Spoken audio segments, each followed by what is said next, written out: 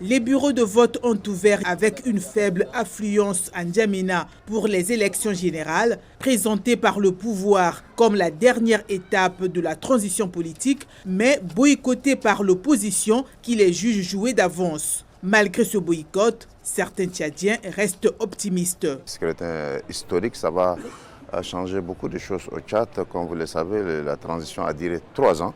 Ça va nous amener dans l'ordre constitutionnel avec un président de la République élu, avec une Assemblée nationale élue, avec des maires élus.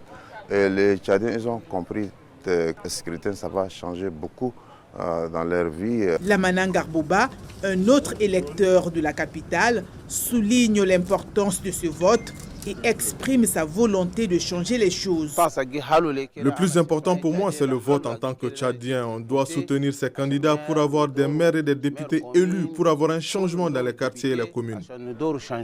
Hassan Silla, chef de mission électorale, précise que l'obédience religieuse des Tchadiens, notamment les quartiers où les électeurs se sont rendus à l'église, avait eu un impact sur leur participation. Vous savez que nous sommes dimanche, et c'est le dernier dimanche de l'année.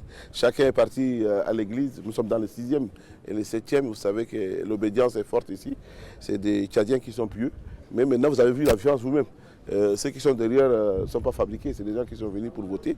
Et donc, à partir de midi, certainement, il y aura une ambiance un peu plus forte que celle-là. Les dernières législatives au Tchad remontent à 2011.